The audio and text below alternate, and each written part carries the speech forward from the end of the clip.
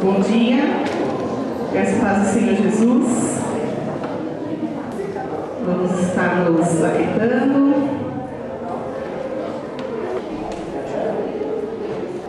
Hoje é domingo de Páscoa e tem tantos ovos de Páscoa, a gente vê desenhos de coelhos por todo canto.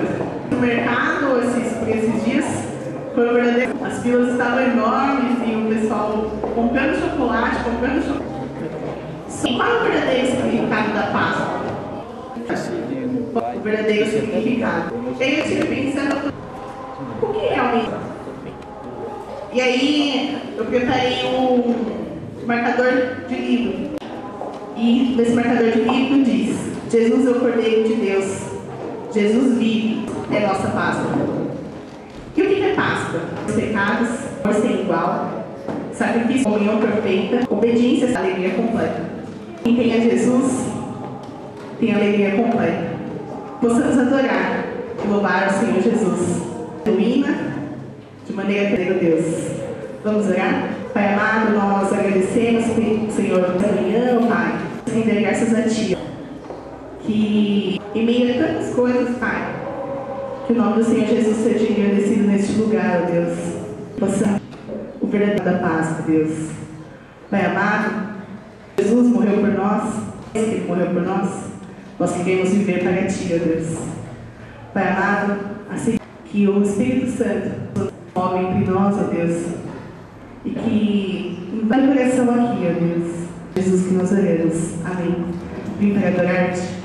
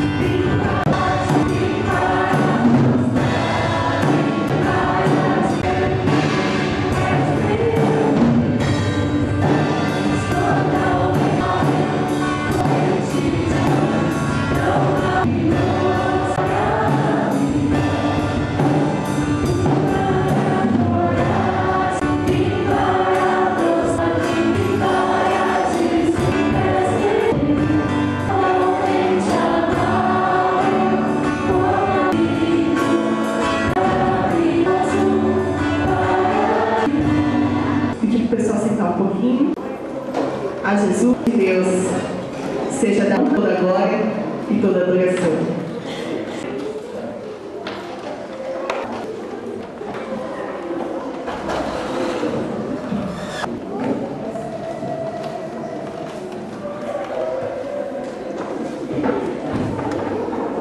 Bom dia a todos. Pessoal, relembrar para as pessoas que estão vindo agora, isso vai ser um tempo que a gente não tinha. Normalmente dá a convocação ao Senhor, mas a Bíblia também fala que nós podemos louvar a Deus. E numa data como essa, onde a gente lembra a ressurreição de Cristo, eu gostaria de uma música que fala para darmos glórias ao Senhor desse sacrifício usando nossos corpos. Então, foi tudo de última hora, tudo correto. Desculpa qualquer coisa, mas que vocês possam ouvir nesse momento. Amém?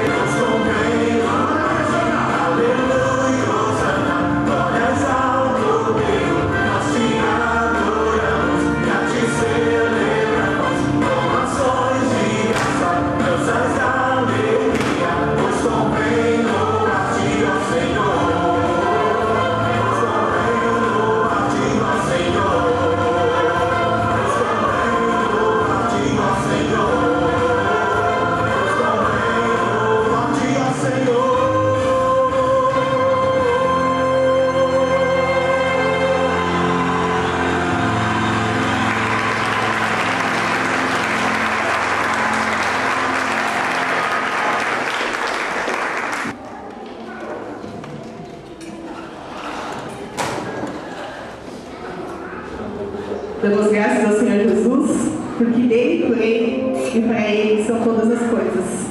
Vocês conhecem a história da Páscoa? Não, vocês precisam conhecer a história da Páscoa.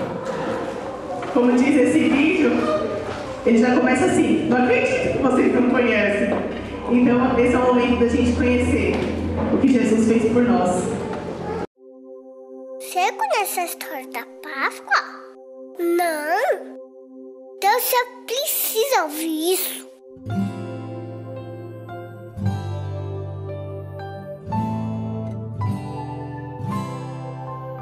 Deus queria muito que a gente ficasse de bem com Ele.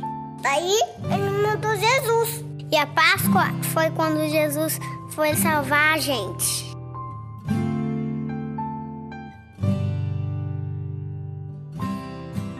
O povo adorava Jesus. Todo mundo gostava de estar perto dele, porque ele é muito bom.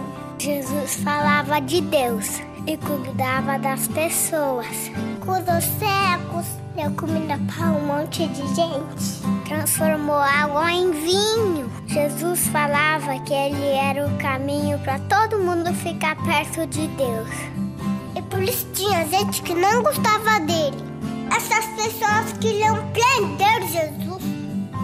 Ele sabia disso. Mesmo assim, foi lá para Jerusalém. Lá ele preparou uma janta bem especial para os amigos dele. Jesus pegou a comida e agradeceu a Deus. E dividiu com os amigos. E eles beberam, comeram e até cantaram. Nessa hora, ele ensinou uma coisa muito importante. Que a gente deve amar os outros, igual ele amou a gente.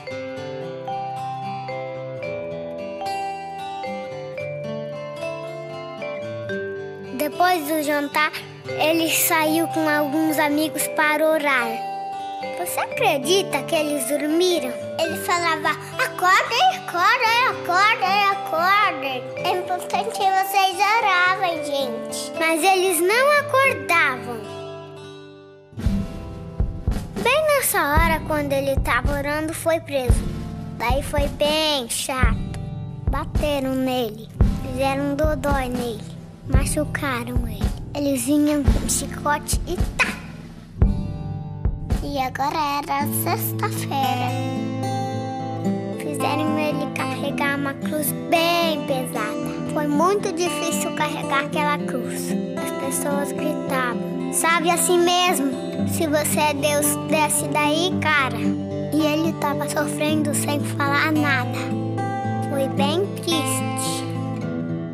E agora Jesus estava morto.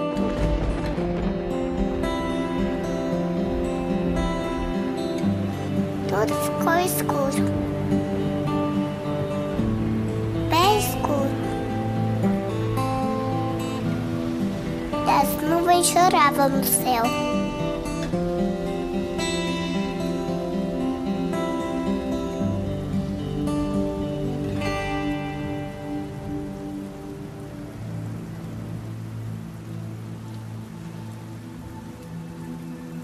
Eles colocaram o cofre de Jesus na caverna, porque se dá por um guarda bem brabo, pra ninguém entrar lá. Mas até o guarda se arrependeu, percebeu que Jesus era Deus. Ele até chorou.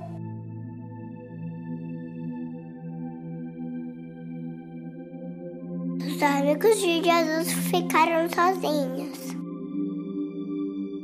Com tudo aquilo que eles sonharam, tivesse acabado.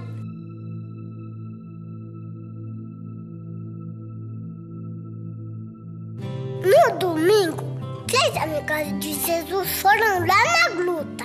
Elas estavam tristes, porque ele tinha morrido. Mas pareceu um anjo bem legal que falou assim: eu não tenho medo. E Jesus não está mais aqui, porque ele está vivo. E eles saíram correndo: Jesus está vivo, Jesus está vivo.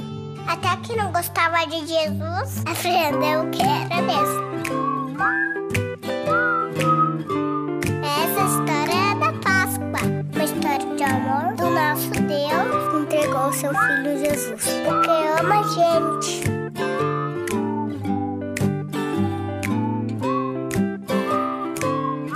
Ele ama você, ele ama a mamãe, ele ama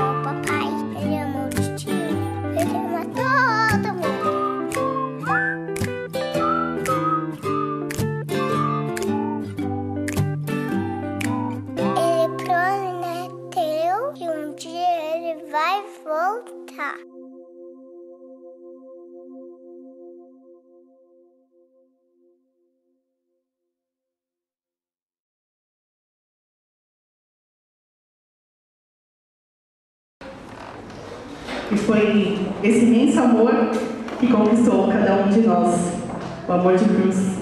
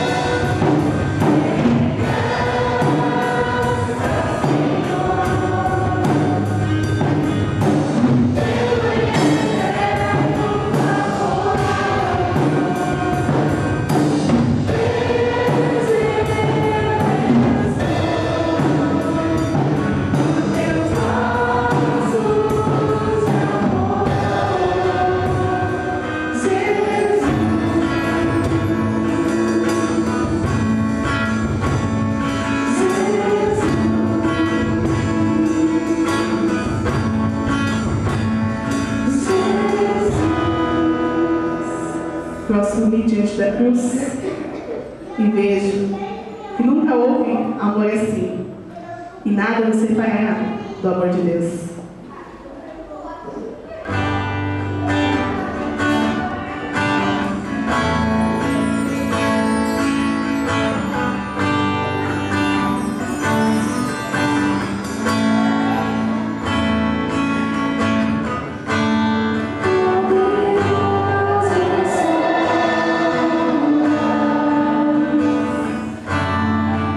Yeah.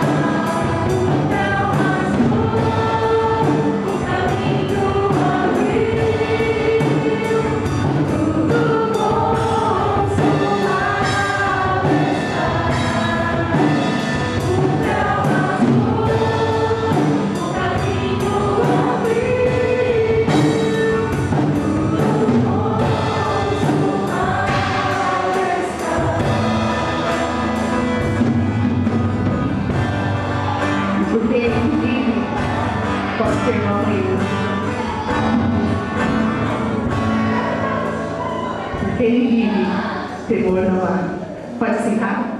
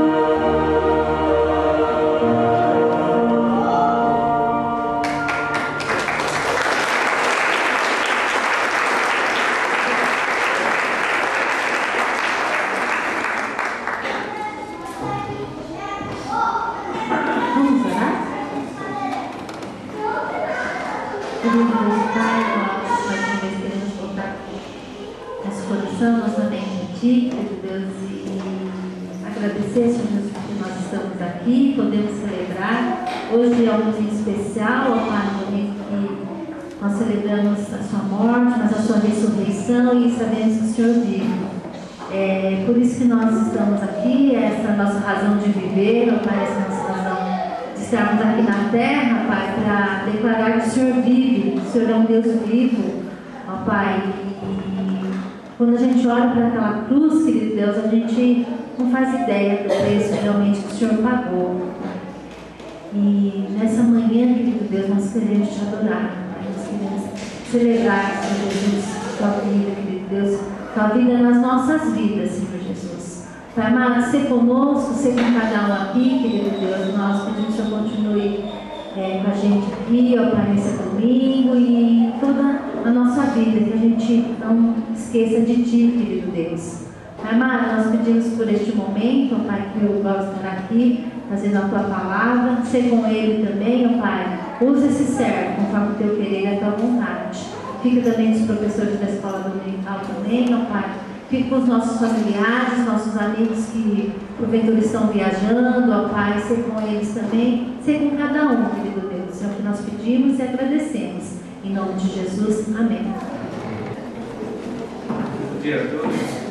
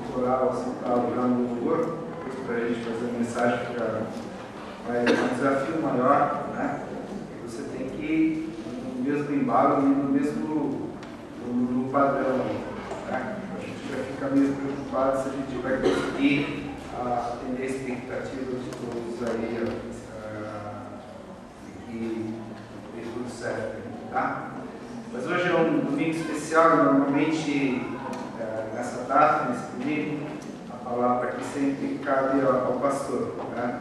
E hoje, excepcionalmente, uma programação que foi feita há muito tempo atrás já, o pastor Paulinho não está conosco hoje. Está ele, junto com a Noemi, junto com mais alguns irmãos da igreja, eles estão num congresso da UDF, né? Eles lamentam não poder estar com vocês, celebrar essa data junto com vocês, ao mesmo tempo eles se alegram porque eles sabem que é um momento importante de aprendizado, de reciclagem, um momento de serem ministrados pela palavra do Senhor. Tá? Então, excepcionalmente, hoje, nessa Páscoa, nós não contamos com a presença física deles, mas nós estamos aqui, eles estão em oração conosco, com cada um de vocês aqui também. Tá? Domingo de Páscoa, dentro do calendário cristão, dentro de toda a programação do ano, talvez, para nós cristãos, é a data mais importante que nós temos como festividade, como uma data especial. Tá? Isso porque é a data, nesse domingo, é a data que realmente nós celebramos o dia que Jesus ressuscitou. em que Jesus venceu a morte e ele ressuscitou. Tá? Mas apesar da importância que nós temos e nós sabemos, muitas vezes, que a obra de Jesus na cruz, nós não falamos muitas vezes da obra do que Jesus fez na cruz. Nós falamos muitas vezes de multiplicação de pães, nós falamos de curas, nós falamos de que Jesus curou o cego, nós falamos dos milagres que Jesus fez, mas poucas vezes, talvez, em algumas ocasiões especiais, somente que a gente se volta para falar da obra de Jesus. Tá? Então, por essa razão, justamente nessa data, nós não podemos deixar de lembrar, de saber, de refletir, de lermos dentro da palavra de Deus o que Jesus fez na cruz e qual é o significado da Páscoa. A cruz de Cristo é a principal mensagem, tá, de toda a palavra de Deus. Desde Gênesis até Apocalipse, a Bíblia só fala da obra de cruz de Cristo, daquilo que Jesus fez na cruz. O principal foco, a principal mensagem que tem dentro da palavra de Deus, o que Deus quis expressar na sua palavra, é a obra que ele fez na cruz. Tá? Toda a palavra de Deus é voltada para essa mensagem da cruz. E a Páscoa é uma celebração importante. A razão disso, por essa data, no século IV, mais ou menos depois de Cristo, as igrejas cristãs naquela época, eles criaram, eles institucionalizaram uma coisa chamada Quaresma. Tá? Não sei o quanto de vocês sabem, muitas igrejas ainda talvez celebrem a Quaresma. Mas a Quaresma são 6 semanas que antecedem a sexta-feira santa, data da Páscoa. São 6 semanas. Se você pegar o calendário, se você contar, se você voltar 6 semanas, é o início da Quaresma. A Quaresma ela foi criada para que as pessoas se preparassem para a Páscoa. Tá? Então seria uma época, nessas 6 semanas, as pessoas iriam se abster de excessos. Essas 6 semanas as pessoas iriam pensar aquilo que Deus fez na cruz. Essas 6 semanas eles iriam evitar de fazer coisas que não fossem de acordo com a palavra de Deus. E eles se preparavam dessa forma justamente para celebrar a Páscoa. Hoje, a gente realmente só chega no dia, talvez, né? Muitos de nós chegamos no dia, nós lembramos da Páscoa somente no dia, somente na época, nessa semana da Páscoa. Tá? Mas não foi assim, né? Eles criaram essa Quaresma justamente por causa disso. A Quaresma não é algo que está dentro da palavra de Deus. Tá? Você procurar na Bíblia se existe alguma base bíblica para falar que nós temos que fazer a Quaresma, não existe. Mas de qualquer forma, Jesus, quando ele veio para fazer a obra dele, ele se preparou também para a Páscoa que nós celebramos. Tá? E não precisam abrir, mas eu queria que vocês vissem que toda a obra de Jesus, toda a trajetória, toda a caminhada que Jesus fez no Novo Testamento, ele estava fumando, ele estava focado, ele estava indo em direção a Jerusalém, onde iria acontecer a crucificação de Jesus. Alguns versículos, né, só para vocês acompanharem, Lucas capítulo 9:51, ele diz: aproximando-se o tempo que seria elevado aos céus, Jesus partiu resolutamente em direção a Jerusalém. Lucas 13:22. Depois Jesus foi pelas cidades e povoados e ensinava, prosseguindo em direção a Jerusalém. 17:11. A caminho de Jerusalém, Jesus passou pela divisa entre Samaria e Galiléia. Lucas 18:31. Jesus chamou à parte os 12 e lhe disse: estamos subindo para Jerusalém. Lucas 19:11. Estando eles a ouvi-lo, Jesus passou a contar-lhes uma parábola, porque estava perto de Jerusalém. Lucas 19:28. Depois de dizer isso, Jesus foi adiante, subindo para Jerusalém. Ou seja, os três últimos anos do ministério de Cristo aqui na terra, ele estava rumando a Jerusalém. Ele estava focado, ele estava indo em direção a Jerusalém, e lá ele sabia que ele iria participar dessa grande Páscoa. Mas o que é a Páscoa? Né? E hoje eu queria com vocês fazer uma reflexão. Esse vídeo que nós vimos das crianças agora, eu acho que era completo. Né? Não tem mais nada que falar depois desse vídeo das crianças. Mas eu queria hoje fazer uma reflexão, a gente pensar um pouco do significado da Páscoa. Para você, um dia aceitou Jesus, convidou Jesus para entrar na sua vida, tomar uma decisão diante dele, a gente pensar que responsabilidade que nós temos diante dessa obra da cruz de Cristo. Se você ainda não aceitou Jesus, se você está em dúvida, se você não tomou essa decisão ainda, pensar o que realmente, o amor que Deus tem pela sua vida, daquilo que Ele quer fazer na sua vida, o que significou a obra de Cristo na cruz. Tá? Bem rapidamente, eu vou lembrar de algumas coisas que nós já falamos e nós vimos aqui sobre a origem da Páscoa. O que significa, qual é o significado da palavra Páscoa e onde começou essa Páscoa.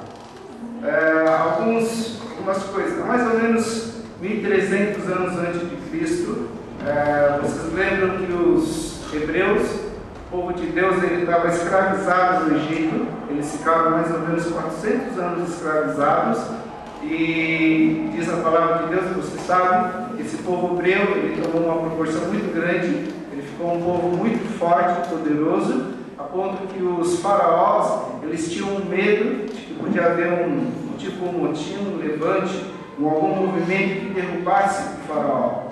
Tá? Eles tinham medo que o povo de Israel tomasse Egito e eles fossem derrotados por eles, porque eles eram a grande maioria, e a cada dia eles estavam crescendo. E o faraó tinha uma série de leis, aumenta a carga horária de trabalho, levando tributo sobre eles, e cada vez mais eles eram oprimidos. Parece Moisés é chamado para libertar o povo. A grande mensagem de Moisés, que Moisés tinha para o faraó, é que Deus iria libertar o povo de Israel do Egito.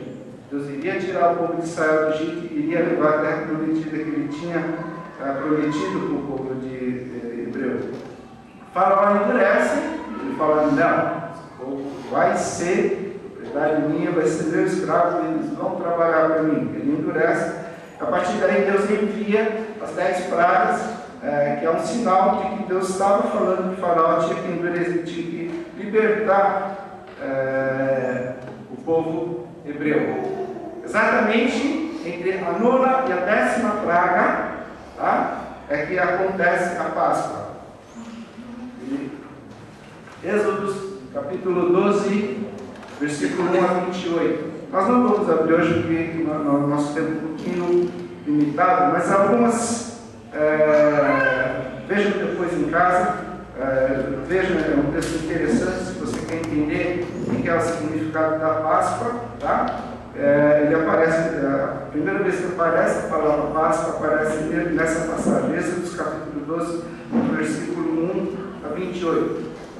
Deus ele explicou o que é a Páscoa, e Ele deu alguns mandamentos, Ele disse algumas coisas que deveriam ser preparadas para a Páscoa. A primeira coisa que eles deveriam assar um pão sem fermento.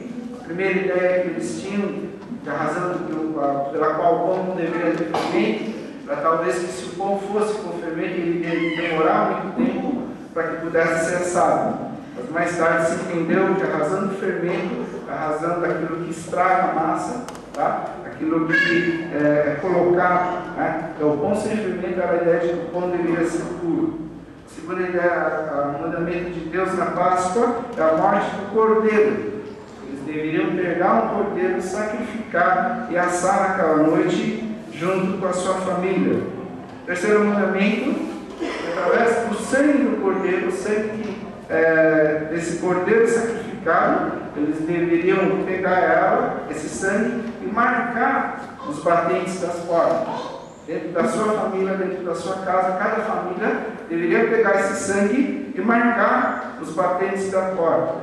E ele fala que naquela noite Deus disse que o povo de Israel, eles entrassem em sua família e celebrassem a Páscoa junto com os pães, as ervas amargas e o cordeiro assado, e que eles deveriam passar esse sangue no batente. O que significava esse sangue no batente da porta? É que naquela noite Deus iria enviar a 10ª praga, todo primogênito, tá? Ele iria morrer. Só iria ser salvo as casas em que no batente das portas havia a marca do sangue do cordeiro. Tá? Algumas coisas que eu quero refletir sobre esses mandamentos de Deus. Primeiro, a Páscoa é uma celebração de família. Deus fala, diz: olha, peguem a sua família e entrem na sua casa e façam essa ceia de despedida. Se o cordeiro for muito grande, né, convide uma outra família para cear junto com vocês. Tá? A Páscoa é uma celebração de família. É interessante que a palavra de Deus ele fala que se o cordeiro é muito grande, vai sofrer, convide alguém e participe junto da ceia com vocês. A ceia, né, hoje cada vez mais nós pensamos numa família mais assim, enclausurada, blindada. Né? A palavra de Deus ele fala da importância de abrir a família e ceiar junto com outras pessoas também. Outra coisa que eu queria lembrar, a ceia de despedida. É interessante que quando fala no final da Páscoa, ele fala assim: olha, quando vocês estiverem ceando, estejam prontos para partir. Tá? Estejam prontos que a qualquer hora vocês vão deixar a terra do Egito, o povo de Israel vai deixar o Egito e vai em direção à terra prometida. Então, esteja com os cintos prontos, né? Sandália nos pés e cajado na mão. A importância de nós estarmos prontos, a importância da gente estar preparado. Deus estava falando: esteja focado, não perdam o foco da mensagem da Páscoa. A partir daí, a gente vem a 10ª praga. Naquela noite, o anjo da morte aparece, né? A um povo mais ou menos de quase 2 milhões de pessoas, só do povo de Israel. O anjo da morte aparece e visita as casas. E nas casas em que não havia o sangue do cordeiro no batente das portas, a palavra de Deus recolheu todos os primogênitos. Diz também que os animais daquela família, os primogênitos dos animais também morreram. Então, a palavra Páscoa vem da origem de Pessa, tá? Em inglês ele aparece como Passover, é passar por cima. Aquele dia Deus passou, o anjo da morte passou por cima, né? Ele visitou todas as casas. Nas casas em que não havia o sinal do sangue no batente da porta, esse anjo da morte, a palavra de Deus diz, fala que acabou com todos os primogênitos. Tá? Então a Páscoa é o quê? É um memorial permanente do dia em que o Senhor passou pela terra do Egito. Deus visitou a terra do Egito. Deus passou pela terra do Egito, primeiro como juiz, porque ele julgou a sentença que ele havia dito. Tá? E o povo de Israel estava sendo oprimido, ele era escravo, ele precisava de um libertador. Ele passa como Salvador também, porque em cada casa que havia o sangue do cordeiro nos batentes da porta, Deus ele salvou a primogênito. E ele passa como Deus da aliança também. Ele cumpre aquilo que ele tinha prometido. A Páscoa é essa passagem do povo de Israel da escravidão para a libertação. A Páscoa é o dia em que o Senhor passou pela terra do Egito e os hebreus passaram da escravidão para a liberdade. Bem resumido, bem rápido, o significado da Páscoa é isso. Então a Páscoa é uma celebração do povo judeu em que eles lembram o dia em que Deus visitou a terra do Egito e libertou o seu povo. A partir daquele dia, a partir da 10ª praga, é o dia em que o povo de Israel ele sai e caminha pelo deserto para chegar à terra prometida. Então, a Páscoa é um memorial, tá? E que eles celebram nessa data. Deus visitou, eles passaram da escravidão para a liberdade. Esse é o sentido da Páscoa. Agora você vai perguntar, né? Tudo bem, eu entendi. Então a Páscoa é uma celebração do povo judeu. O que nós temos, o que a gente tem a ver com o significado da Páscoa? O que a Páscoa tem a ver com cada um de nós hoje? Algumas coisas. Primeira coisa que a gente tem que pensar é que Jesus ele foi crucificado justamente uma celebração de uma Páscoa. A sexta-feira é o dia em que Jesus foi crucificado. Toda essa caminhada que Jesus fez, que a gente viu no começo da mensagem, é que Jesus estava se preparando justamente para essa celebração da Páscoa. O dia em que ele iria celebrar a Páscoa, e essa data era uma data muito importante, a tal ponto que tem aquela passagem que ele fala: Senhor, se é possível, afasta de mim esse cálice. Né? Quando ele fala afasta de mim esse cálice, se possível, muda os planos que o Senhor tinha feito. Mas ele fala também, Jesus fala também, mas seja feita a tua vontade e não a minha. A gente vê que os últimos 3 anos de Jesus, ele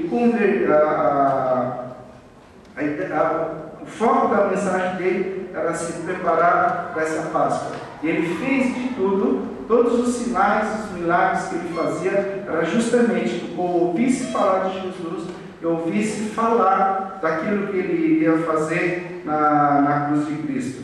A tal ponto que em João capítulo 12 existe uma passagem em que alguns do povo grego chegam para Filipe, um dos discípulos, e falaram: quem é Jesus? Né? Quem é esse Jesus? Eu quero conhecer Jesus. Então a Bíblia só fala de Páscoa, a Bíblia só fala da cruz de Cristo. A mensagem principal da palavra de Deus é que a cruz de Cristo para nós. Significa também que nós temos que priorizar essa mensagem dentro de tudo aquilo que nós fazemos. Significa que a escola dominical, a gente tem que falar principalmente mais daquilo que Deus fez, Jesus fez na obra da cruz de Cristo. Significa também que nos nossos grupos de conexão, a gente tem que saber e lembrar aquilo que Deus fez na obra da cruz de Cristo. O que significa essa mensagem da cruz de Cristo? Significa que nós, como pais, temos que saber a mensagem que a gente tem que trazer para os nossos filhos é a cruz de Cristo. A gente lembrar se os nossos filhos são salvos, se não são, se nós falamos dessa mensagem, se nós sabemos da situação espiritual, da salvação de nossos filhos também. Essa é a mensagem que a gente tem que levar para a cruz de Cristo, porque essa é a principal mensagem. Nós, como filhos de Deus, como aqueles que um dia tomaram a decisão diante dele, a gente tem que dar valor, tem que se preocupar com essa mensagem também. Vocês sabiam que hoje a gente vê que a cruz é uma coisa assim que virou vamos falar assim, até um sinal meio positivo, né? A gente vê que qualquer cantor de rock, ele faz aquela tatuagem, tem a cruz nos seus braços. Você vê qualquer pessoa que quer fazer uma joia muito valiosa, muitas vezes a imagem que a pessoa faz de uma joia é uma cruz, né? Nós temos vários adesivos de carros que tem uma cruz, né? O jogador de futebol, você pode ver, quando ele vai entrar antes no campo, ele faz o sinal da cruz. Então a cruz hoje, ele deu um aspecto positivo, ele traz, vamos dizer assim, boas lembranças de a gente crer num efeito positivo da cruz, né? Mas na verdade, a cruz, antes ele não tinha esse significado. A cruz e a morte na cruz, principalmente a cruz, ele tinha um sinal, ele tinha um significado de alguma coisa meio horroroso, alguma coisa maldita, uma coisa meio assim, bem dolorosa, né? Ninguém queria ser ligado junto com a cruz, tá? A morte na cruz era a morte mais demorada naquela época que podia ter. Muitas vezes, as pessoas quando morriam na cruz, eles ficavam uma semana pendurados na cruz, ele morria a tal ponto somente quando ele sangrava, o máximo possível para que alcançasse a morte. A cruz significava a pior morte que uma pessoa podia ter. A cruz também significava, era uma coisa bem humilhante. Você ter dentro da família alguém que morreu na cruz, significava que ele cometeu um delito muito grave. Né? O crime que a pessoa cometeu era alguma coisa muito séria. Então ninguém queria ser associado com a cruz. Ninguém carregava o sinal da cruz. Tá? Somente 100 anos depois, depois de Cristo, é que os cristãos, né, deixaram aquela imagem do peixinho, porque antigamente os cristãos eles tinham aquela imagem do peixinho, né, e depois de 100 anos somente é que eles assumiram a cruz como sinal do cristianismo que eles tinham. Tá? Aí, essa tela, né? Por quê? E se Jesus ele queria salvar, por que ele tinha que morrer? Tim Keller, no livro A Fé na Era do Ceticismo, ele diz: no relato cristão, Jesus morre para que Deus possa perdoar os pecados. Para muitos, isso parece absurdo e até mesmo mórbid. Por que Jesus tinha que morrer? É uma pergunta que ouço dos nova-iorquinos mais do que Deus existe. Eles indagam: por que se Deus ele não podia simplesmente perdoar? Se existia o pecado, se ele é Deus, por que ele não podia simplesmente perdoar os pecados? Por que Jesus ele tinha que morrer dessa forma na cruz? Vamos ilustrar da seguinte forma. Meu sonho de consumo, né? Eu sonho é um dia comprar uma Land Rover, né? Já viu uma Land Rover? Poderosa, né? Aquela Discovery, HT, S4, aquele monte de letrinha que tem lá atrás, né? Um dia, o meu sonho de consumo é ter uma Land Rover branca, prata, preta, independente da cor. Se for uma Land Rover, aquele escaldão aro 20, mais ou menos lá, é um sonho de consumo, tá? Não é minha prioridade, eu não tenho condições, mas se alguém quiser me dar uma Land Rover, a gente está aceitando aqui, tá? Mas imagine você ter uma Land Rover, né? Você está lá dentro e você empresta para alguém essa Land Rover. Tá? E a pessoa entra na Land Rover, vai dirigir, e se você viu uma Land Rover, a Land Rover não tem uma alavanca de câmbio. Tem tipo um mouse, que é uma chave seletora, que você seleciona a marcha que você quer engatar no carro. Né? A pessoa entra nessa Land Rover, vai dirigir, ele tenta ir para frente, mas como não sabe dirigir o direito desse carro, ele engata reto. Ele sai com tudo, tá? Só que o carro dá ré e vai para trás, bate no muro, o muro cai em cima do carro e estraga todo o seu carro. Tá? Imagine que aconteceu alguma coisa assim. A gente tem que entender que quando acontece uma coisa assim, existe um prejuízo. Tá? Existe um dano, existe um prejuízo que aconteceu. Existe um prejuízo do carro que foi estragado, avariado ou destruído. Existe um prejuízo de um muro que caiu. Então existe um prejuízo que já aconteceu. Independente de quem você vai cobrar, da forma como vai cobrar, se vai pagar ou não, mas o prejuízo existe. Tá? Então existe esse prejuízo. Tá? Imagine que também alguém chegue para você e faça assim uma acusação bem leviana, uma acusação de mentira. Né? Faça uma ofensa para você que não é verdade. Tá? Aí quando alguém faz isso, você fala: a pessoa tem que se retratar, né? A pessoa falou uma coisa, pelo menos tem que pedir para mim e tem que pedir desculpas porque ele falou uma coisa que não é verdade. Então existe nesse caso também uma ofensa. Tá?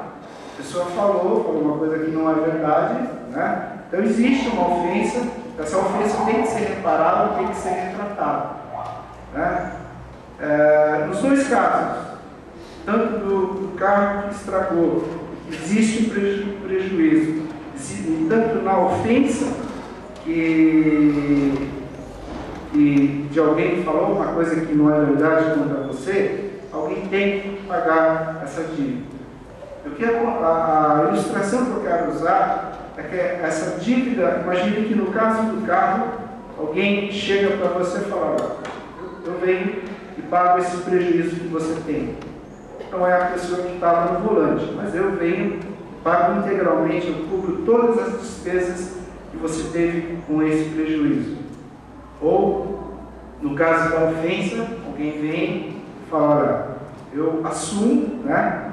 Eu peço perdão em nome da pessoa, essa ofensa que foi feita.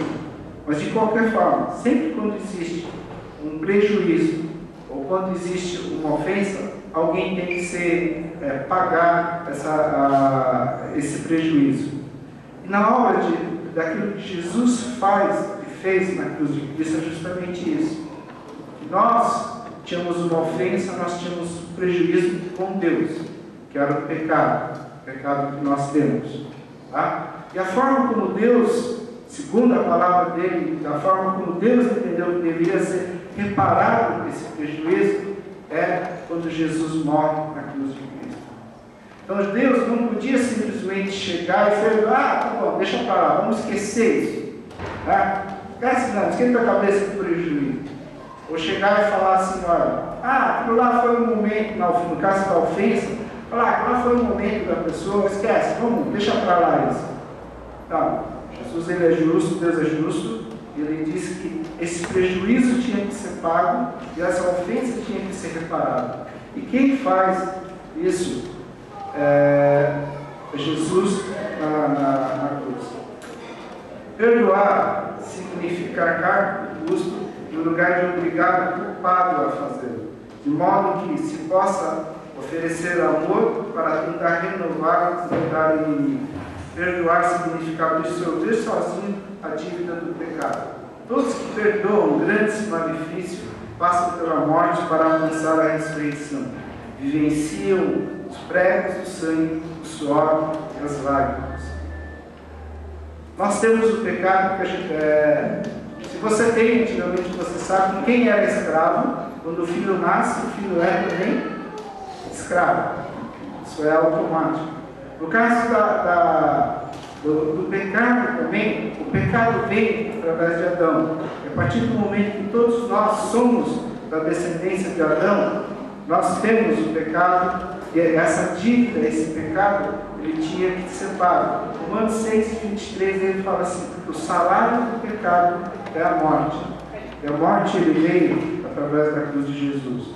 John Stott, no seu livro A Cruz de Cristo, ele diz assim: a essência do pecado é nós humanos nos pondo no lugar de Deus. O pecado é quando nós humanos nos queremos nos pôr no lugar de Deus. Enquanto a essência da salvação é Deus pondo a si próprio em nosso lugar. Nós nos pomos onde só Deus merece estar. E Deus se põe onde nós merecemos estar. O pecado ele vem quando nós quisermos tomar o lugar de Deus. E a salvação ele vem quando Deus se põe no nosso lugar. A forma como Deus tinha, a única forma que Deus podia perdoar esses pecados é através da cruz de Cristo. Essa é a única forma. Não adiantava você ser bonzinho, não adiantava você ser mais santo, não adiantava você doar bastante dinheiro para a igreja. Não. A forma como Deus criou, como Deus decidiu que iria ser a salvação, seria através da cruz de Cristo. A cruz era necessária. A cruz era necessária porque Deus leva a sério a justiça. Existe uma dívida, sem deixar de nos amar. Ele pagou a dívida. A justiça é que existe uma dívida. Essa dívida deveria ser paga. O amor a gente percebe, a gente sente, vê quando Deus ele paga essa dívida em nosso lugar. Tá? A partir daí, a gente tem que entender que a obra de Deus ela é perfeita e completa. Porque se a gente para aí, a gente entende que Jesus morreu somente pelos nossos pecados, seria mais ou menos assim, que você, quando aceita Jesus, entende que Jesus morreu pelos seus pecados, é a mesma coisa que você tivesse o ingresso para ir no céu. Tá? Imagine que você comprou, você adquiriu o ingresso para ir no céu. No dia que você já tem esse ingresso, quando você aceitou Jesus, tem em suas mãos esse ingresso. E no dia do juízo final, no dia da segunda vinda de Jesus, você vai para Deus e apresenta esse ingresso. Aí Deus fala assim: você tem esse ingresso, você pode entrar. Tá? Você vai para o céu. Muitas vezes nós encaramos, nós entendemos, nós paramos a nossa vida cristã aí. Somente quando você adquire esse ingresso te dá direito para você entrar no reino de Deus. Mas a obra de Deus é perfeita, a obra de Deus é completa e a obra de Deus não para aí. A partir daí, a gente vê a ressurreição de Jesus. Jesus ele morreu na cruz, mas ele ressuscitou. Quando a gente fala de ressurreição de Jesus, algumas coisas que a gente tem que lembrar, né? Ressurreição de Jesus não é como se a gente tivesse a memória da pessoa.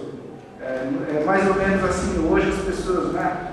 Talvez não muito aqui no Brasil, mas nos Estados Unidos eles falam: Elvis está vivo. Tá? Todo mundo fala: Elvis está vivo, Elvis não morreu. Tá? Mas isso é uma memória daquilo que as pessoas têm de Elvis Presley. Tá? Segunda coisa, não foi uma ressuscitação. O que é ressuscitação? A gente vê em 3 casos na palavra de Deus: em Lázaro, a filha de Jairo e no filho da viúva de Naim. Nesses 3 casos, Jesus ele ressuscitou as pessoas. Mas Jesus ressuscita, mas logo depois Lázaro ele morre, a filha de Jairo mais tarde, né? A gente sabe que ele morreu, o filho da viúva de Naim também. Mais tarde ele também morre. Então isso é ressuscitação. Para Jesus, ele ressuscitou e ele está vivo até hoje. Tá? Essa é a grande diferença entre ressuscitação e ressurreição. Jesus é um Deus ressurreto. Nós não vamos discutir também, mas se você quiser um dia se aprofundar, existem várias evidências que falam da palavra de Deus sobre a própria ressurreição de Jesus também. Tá? Mas talvez uma mais assim visível que a gente percebe é o próprio testemunho dos discípulos. Se você vê os discípulos na parte final onde Jesus é crucificado, você vê que todos eles fogem. Jesus ele morre sozinho na cruz, sem os discípulos. No máximo que eles fazem, eles ficam a uma certa distância sem se comprometer, eles observam e assistem à ressurreição de Jesus. Mas quando você vê o livro de Atos, você vê esses discípulos com um perfil totalmente diferente. Né? A partir do momento que eles sabem que Jesus ressuscitou, Jesus está vivo, todos eles assumem uma postura realmente de testemunho. Né? E a criação da igreja se dá por causa da ressurreição de Jesus. Não ao contrário, né? Que a ressurreição de Jesus existe por causa do testemunho da igreja. Não. A criação, a igreja aparece porque Jesus ressuscitou e esses discípulos, a partir daí, eles assumem uma postura, um testemunho bem diferente, a ponto de que muitos deles eles morrem crucificados na mesma cruz, uma cruz também. Tá? A gente vê então discípulos que eram temerosos, inseguros, né?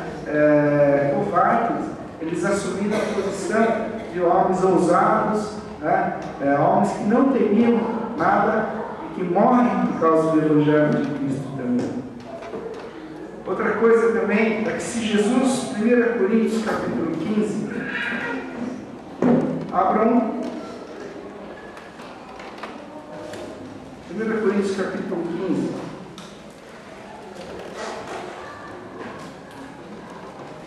(15 e 14) ele diz assim, 13 e 14. Compraram 1 Coríntios, depois dos Evangelhos, Atos, Romanos. Coríntios 15, 14. Se não há ressurreição dos mortos, nem Cristo ressuscitou. E se Cristo não ressuscitou, é inútil a nossa pregação, como também inútil a fé que vocês têm. Eu falei há algum tempo atrás, a gente pensar, se Jesus não ressuscitou, provavelmente muitas igrejas iriam fechar, tá? Porque é inútil a nossa fé. Mas talvez também muitas igrejas que vivem da religiosidade, ou vivem dessa religiosidade para levantar o sustento financeiro, provavelmente essas igrejas iriam continuar com toda a liturgia de domingo, né? Com as suas escolas dominicais, com os corais sendo treinados. Mas também, se a gente tem a certeza que a ressurreição é a principal mensagem da cruz, e se Jesus não ressuscitou, algumas igrejas iriam fechar, né? Alguns pastores deixariam o seu cargo de pastor e iriam trabalhar em outro serviço secular. Se Jesus não ressuscitasse, ele iria ser qualquer outro movimento que a gente tem de seita. Jesus iria ser somente um filósofo sábio, um homem com grandes ensinamentos, né? Algum movimento religioso. Mas pelo fato de que Jesus ressuscitou, ele significa que ele está vivo e ele venceu a morte. Romanos 6, volte um pouquinho só, no livro de Romanos, capítulo 6, versículo 4 e 5. Portanto, fomos sepultados com ele na morte por meio do batismo, a fim de que sempre que, assim como Cristo foi ressuscitado dos mortos, mediante a glória do Pai, também nós vivamos uma vida nova. Se dessa forma fomos unidos a ele na semelhança de sua morte, também o seremos também na semelhança da sua ressurreição. Significa que quando Jesus ele venceu a morte, significa que ele deu a vitória para nós sobre a morte. Se Jesus não tivesse vencido a morte, ele seria igual a qualquer outro filósofo que a gente tem. Mas como ele venceu a morte, a razão por que ele venceu a morte, ele nos dá a segurança de que aquilo que você está passando hoje, ele venceu coisas bem maiores do que aquilo que você está passando hoje. Se Jesus venceu a morte, significa que Jesus que está vivo, ele pode vencer com você a sua depressão, pode vencer com você problemas de autoestima. Se Jesus ele venceu com você, ele pode vencer junto com você hoje, passar com você hoje por problemas financeiros, qualquer outro problema que você possa imaginar. E Jesus ele está vivo hoje, ele pode vencer, dar vitória a você sobre aquilo que você está passando. Significa também que, a partir do momento que ele ressuscitou, a nossa vida não se limita somente a essa que nós temos. Nós temos e sabemos que nós temos a perspectiva de que tudo aquilo que nós fazemos aqui, nós vamos colher na eternidade com Deus também. Que a nossa vida, o foco principal da nossa vida não é aqui, mas que nós temos um objetivo maior de nós estarmos um dia com Deus na eternidade também. João 3,16 ele diz que Deus amou o mundo de tal maneira que deu o seu Filho unigênito, para que todo aquele que nele crê não pereça, mas tenha a vida eterna. A vida eterna está em João, e João fala que quando Jesus ele vai dar a cada um de nós, porque venceu a morte, é uma vida plena, uma vida completa. Se a gente não soubesse, se a gente não cresce na ressurreição de Jesus, significa que Deus ele não poderia dar essa vida plena a cada um de nós. Nós falamos há vários domingos e em outros domingos a gente fala várias mensagens de família. A gente fala que Deus quer fazer grandes coisas dentro da sua família, Deus pode salvar a sua família.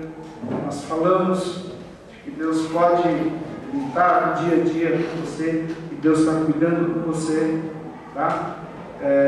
Mas a gente não pode esquecer que a principal razão que Deus mandou Jesus é para nós livrarmos do pecado e termos a ressurreição junto com Ele. A primeira coisa que a gente tem que entender, talvez que a gente tem que ter como mais importante, nós temos que pensar que tem que ter a salvação da nossa alma, a ressurreição da nossa alma, para que Deus possa nos ajudar e nos livrar de problemas que nós temos. Muitas vezes nós invertemos essa mensagem, né? Nós damos muito mais valor a mensagens de que Deus vai te ajudar. Nós esquecemos de que o principal, a porta de entrada de tudo é quando a gente toma uma decisão diante dele. Tá? Final da epístola de Pedro, ele fala assim que nós vimos o juízo de Deus que aconteceu sobre o povo de Israel, que Deus ele julgou, ele matou os primogênitos em que não havia sinal da porta na cruz. No final da epístola de Pedro, ele fala que Deus, um dia, ele vai nos julgar. Mas Deus, ele retém a mão. Assim como Deus esperou 400 anos o povo de Egito, Deus um dia vai ter que julgar cada um de nós também. Mas pela misericórdia e amor dele, ele segura a sua mão por enquanto. Ele aguarda e espera que você tome e decida qual é a sua decisão diante da cruz da alma de Cristo. Tá? Deus vai ter que julgar. Ele tem o mesmo juízo que ele fez com o povo de Egito. Esse mesmo juízo um dia ele veio para todos nós. Mas pela misericórdia, pela graça, pelo amor dele, Deus ainda ele segura. Paulo Pedro ele fala que Deus retém e segura a sua mão para que esse dia não chegue hoje. Tá? Eu queria que nós pensássemos, né? Como está a nossa vida hoje? Que decisão você tomou diante de tudo aquilo que nós ouvimos, diante de tudo aquilo que nós sabemos? Nós não estamos falando em tempo de igreja, nós não estamos falando em quantas igrejas você participou, nós não estamos falando daquilo que você sabe, de quantas vezes você leu a palavra de Deus. Nós estamos falando de uma decisão que cabe só a você fazer, de uma decisão que só você pode fazer pela sua vida, de uma decisão que vai mudar a sua postura, da forma como Deus vai ver quando executar o juízo dele. Se existe o sinal desse sangue dentro do seu sangue de Cristo dentro do seu coração. Se um dia você tomou essa decisão, falou: Senhor Jesus, eu entendo que o Senhor morreu pelos meus pecados, e que o Senhor morreu, que o Senhor levou e pagou a dívida que eu tinha com o Senhor, e o Senhor ressuscitou por mim, na minha alma. Né? E que a gente pensasse nisso. Você tomou um dia essa decisão ou não. Que nós pensássemos também se nós temos preocupado com essa mensagem, se nós preocupamos com a nossa família, os nossos filhos, nossos entes queridos, pessoas que estão próximas a nós, né? Você como aquele que um dia já tomou essa decisão. Que postura a gente toma, se a gente dá valor realmente a essa mensagem. Se essa é a principal mensagem que nós queremos levar. Bom, vamos orar.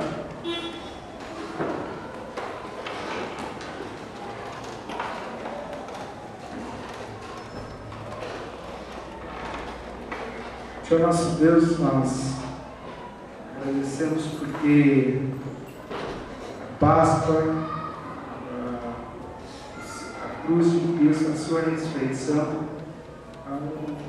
um ato, uma coisa que o Senhor fez somente por nós. Não tinha nenhuma outra razão do Senhor fazer. Porque quando um dia Adão pecou, o Senhor disse: ainda mesmo assim eu amo esse povo. Apesar do pecado, ainda amo esse povo. Eu quero achar uma solução para a gente restabelecer a comunhão. E o Senhor fez isso lá para a vida de cada um de nós. Queremos, ó Deus, entender a seriedade, a importância, a gravidade dessa mensagem, Deus. Pensarmos em pessoas a quem a gente ainda tem que levar, porque a sua ordem, a ordem que é principal que o Senhor deu a cada um de nós, é o lead, para que nós fôssemos, anunciássemos e pregássemos o Evangelho. Essa é a principal ordem que o Senhor deu para cada um de nós. Que pensássemos que nós temos essa missão de levarmos essa mensagem a pessoas que ainda não ouviram. Mas também que nós temos pessoas aqui, pessoas que estão agora aqui conosco, que ainda não se decidiram, pessoas que ainda têm pensado, avaliado, pessoas que estão protelando, querendo decidir mais tarde qual a decisão que cada um vai tomar em relação ao amor do Senhor. Eu peço que o Senhor toque, o Senhor mostre a importância de tomar uma decisão diante do Senhor, deixar o Senhor entrar na vida de cada um deles, o Senhor poder fazer a tua grande obra, o Senhor poder fazer eles nascerem das trevas para a luz. Deus, faz dessa igreja uma igreja que anuncia sua mensagem. É uma igreja que faz eventos, faz grandes atrações, que tenha um culto legal, que tenha pessoas legais, que tenha alguma coisa que agrade. Mas que essa seja uma igreja que traga a tua palavra, essa seja uma igreja que anuncia a tua palavra, e que tem essa missão com a mensagem do Senhor, de que mais almas têm que ser convertidas a Jesus. Que a seara é grande, os obreiros são poucos, mas os obreiros somos nós, e nós temos que trabalhar nessa seara. Nós te pedimos e agradecemos em nome de Jesus. Amém. Pode ficar de pé. Mais uma vez, para aquele grande projeto da cruz.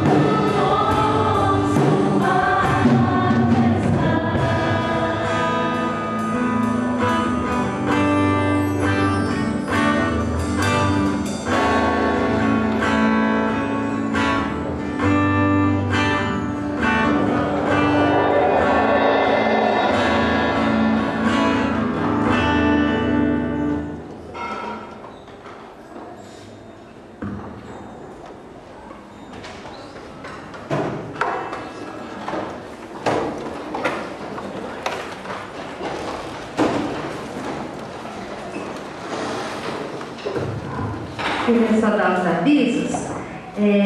Domingo agora, dia 7, após o culto, nós teremos a assembleia. Então, os membros estão convocados, tá? Os demais estão convidados a participar da assembleia, ok?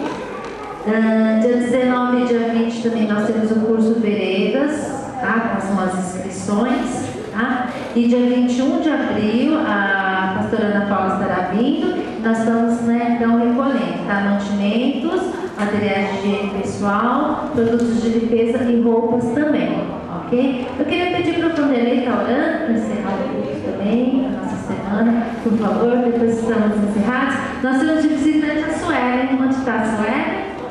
Seja bem-vinda, tá? A gente fica muito contente de você estar aqui, esperando que você volte outras vezes também.